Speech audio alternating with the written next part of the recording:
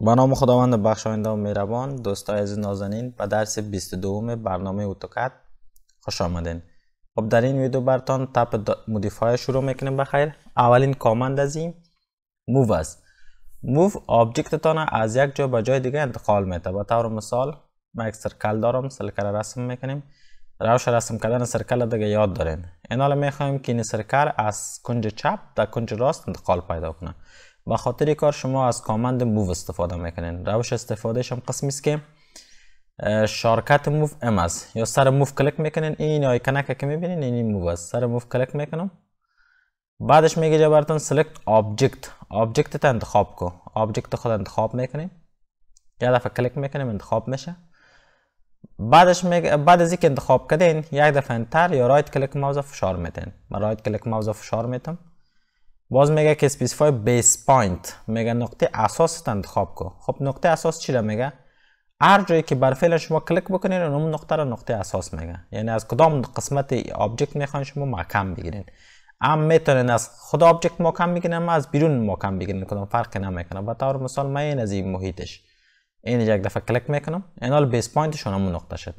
باز میگه اسپسیفای سکند پوینت، نقطه دوم انتخاب کنه. به این شکل فعلا افقی و عمودی است، به خاطر از اینکه ارتو فعال است. ارتو را غیر فعال بکنین، این حال میتونین هر جایی که خواستین انتقالش بدین. مثلا میگم این قسمت انتقال پیدا کنه، یه دفعه کلیک بکنین ببینین از کنج چپ به کنج راست انتقال پیدا کرد. یک آبجکت دیگه هم دارم. به طور مثال من میخوام اینی را انتقال بدم. این بار انتخابش میکنیم. هم میتونین پیش از انتخاب کردن موو کنین، هم میتونین بعد از انتخاب کردن موو کنین. بعد از انتخاب کردن اگه موو کنین انتخابش میکنین. شارکت موو ام است. ام از روی کامپیوتر تا تایپ کنین، یک دفعه انتر بگین. اینا دیگه نیاز نیست که دو دفعه بعد انتخاب کنین. مستقیم میگه اسپسیفای بیس پوینت، میگه نقطه اساسش انتخاب کن. میگم نقطه اساس اینجا باشه، این به شکل انتخاب کنین.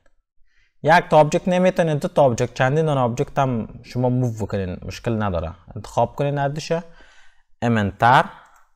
این نقطه اساس مثلا این در بیرون باشه، میگم هیچ مشکل نیست که حتما سر آبجکت باشه. این در طرف چپ بیخی کلیک میکنم. این حال ببینید دقیقا از همون نقطه محکم گرفته، چون اون نقطه را نقطه بیس پوینت ما انتخاب کردیم. این به شکل اینی هم بود موو. هم میتونین شما به اساس یک قیمت موو کنین. به طور مثال من یک لاین دارم، این لاین به صورت افقی میخوایم، به اندازه 500 واحدی طرفه.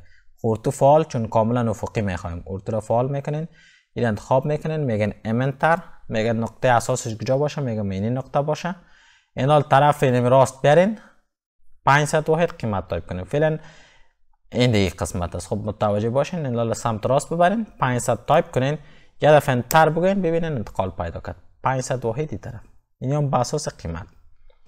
یکی همین بیس پوینت گفتیم. بیس پوینت هم خیلی مهم است. شما باید بفهمین که از کدام نقطه جسم باید شما بیس پوینت بگیرین. به طور مثال ما این لاین میخوایم که این کنجش، این کنج پایینش ده این کنج رکتانگل باشه. این حالا لاین انتخاب کرده، ام انتر میگم موو، مجبور هستیم همین نقطه شما بیس پوینت بگیریم. اگر از نقطه بالا بگیریم امکان نداره، از نقطه پایین میگیریم، این دیگه میبریم کلیک میکنیم. این به شکل میتونین شما موو بکنین. این هم بود درس موو. درس های بعدی را بخیر در ویدیوهای بعدی ادامه میدیم. تشکر از توجهتون. یک جان سپاس.